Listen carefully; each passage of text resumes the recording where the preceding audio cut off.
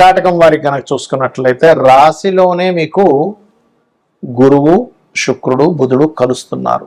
ఈ 3 గ్రహాల యొక్క కలయిక మూలంగా మీకు కలిగే ఫలితాలు ఏమిటి, దేశకాల పరిస్థితుల్లో ఎటువంటి మార్పులు వస్తాయి, మరియు అదేవిధంగా ఈ గ్రహాలు 3 గ్రహాలు కూడా జూన్ 23వ తేదీ నుంచి జూలై 5వ తేదీ వరకు కలిసి ఉంటాయి. దాని తర్వాత శుక్రుడు ముందుకు వెళ్ళిపోతాడు, గురువును వదిలి, బుధుడేమో వెనక్కి వస్తాడు.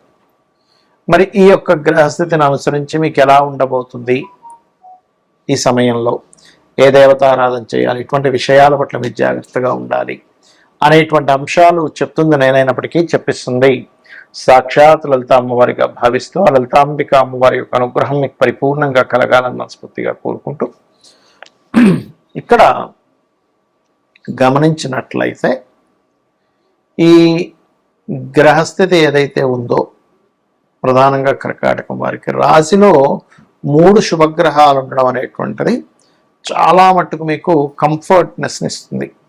ఎప్పటి నుంచో పలానా గృహం కొనుక్కోవాలి, లేకపోతే పలానా స్థలం మూలంగా లాభం రావాలి అనుకునేటువంటి వాటికి కూడా అనుకూలత ఇస్తుంది ఇక్కడ.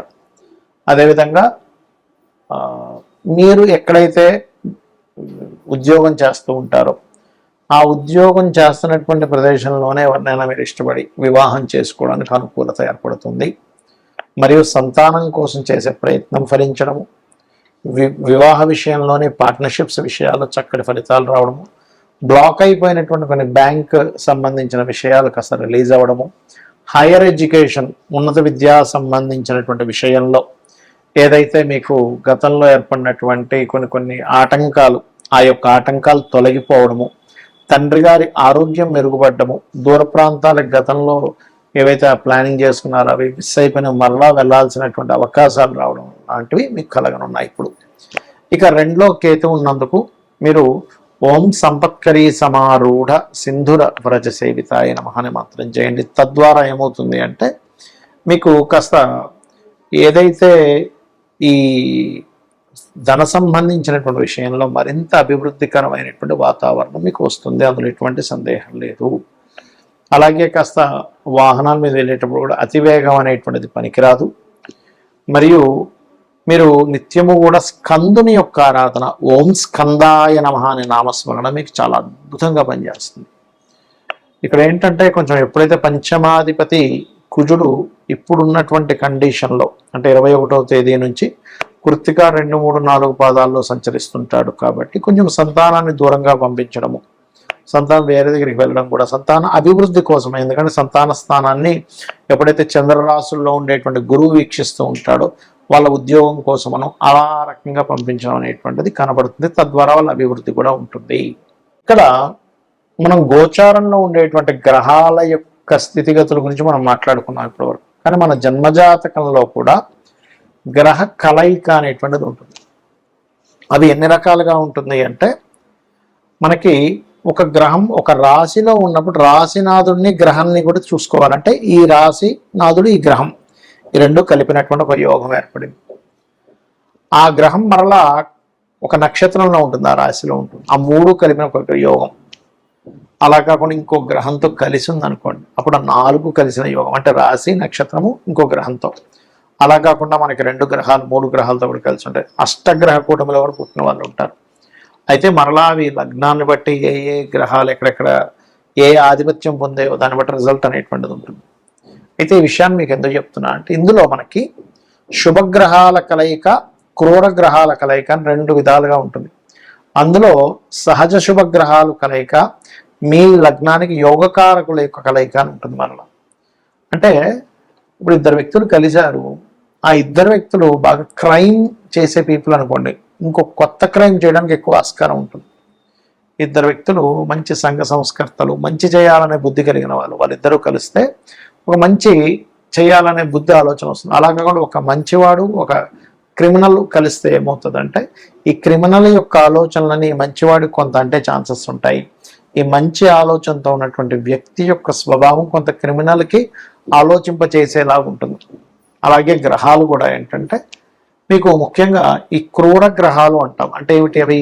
రాహువు, రవి, కుజుడు, కేతువు, నీచంలో ఉండేటువంటి గ్రహాలు. ఈ గ్రహాలు ఎప్పుడైనా సరే మీ జన్మజాతకంలో మీకు 3వ భావంలోని 6వ భావంలోని దశమ భావంలో ఉంటే చాలా మంచిది, లాభభావంలో కూడా చాలా మంచిది.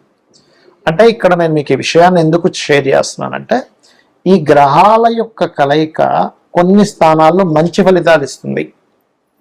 అదేవిధంగా శుభగ్రహాలు అంటే గురువు, శుక్రుడు, బుధుడు, పూర్ణచంద్రుడు ఇవేవైతే ఉంటాయో ఈ గురు, శుక్ర, బుధ, పూర్ణచంద్రుడు అనేటువంటి గ్రహాలు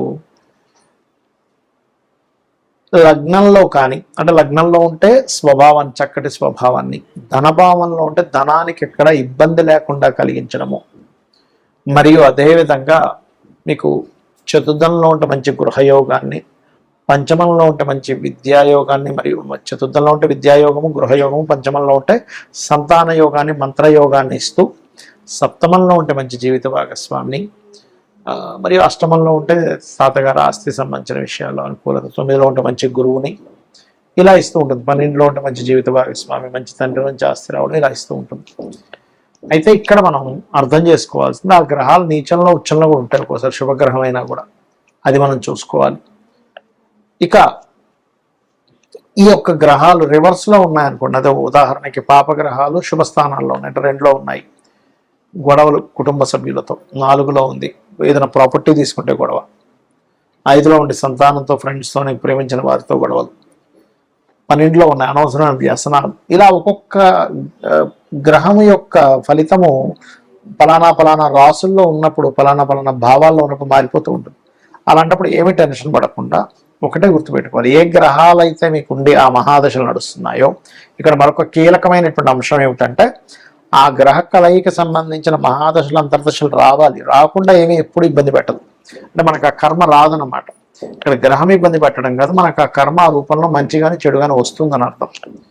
ఆ మహాదశలు, అంతర్దశలు వచ్చినప్పుడు మాత్రమే మీరు దాన్ని అర్థం చేసుకోవాలి, ఆలోచించాలి, దానికి సంబంధించిన రెమెడీ చేసుకోవాలి. అంటే దానం ఇవ్వడము, ఆ మంత్ర సాధన చేయడం చేస్తూ ఉండాలి. సో అయితే ఈ గ్రహాలు ముఖ్యంగా మనకి 3 గ్రహాలు గోచారంలో కలిసినందుకు దేశకాల పరిస్థితుల్లో కూడా అనేకమైన మార్పులు వస్తాయి.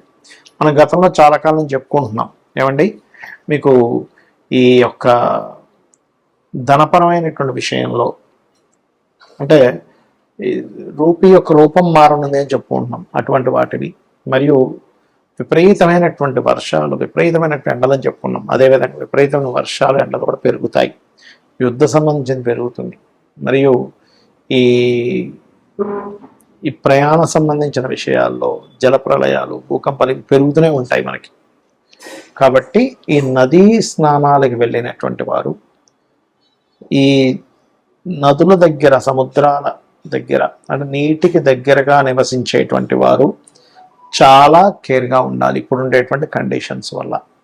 కాకపోతే 2 శుభగ్రహాలు వెళ్ళి కలిసినందుకు కొన్ని ప్రదేశాల్లో భూముల యొక్క రేట్లు పెరగడము, కొత్త వాహన సంబంధించిన విషయాల్లో కూడా కొంత అప్గ్రేడ్స్ రావడము, మరియు విద్యా సంబంధించిన విషయంలో కొన్ని ఎటువంటి మార్పులు అంటే విప్లవాత్మకమైన మార్పులు రావడము, కోర్టులు ఇచ్చేటువంటి తీర్పులు కూడా అసలు ఊహించం, ఏంటిది ఇలాంటి తీర్పులు ఇస్తుంది ఏంటి కోర్టు అనేటువంటిది.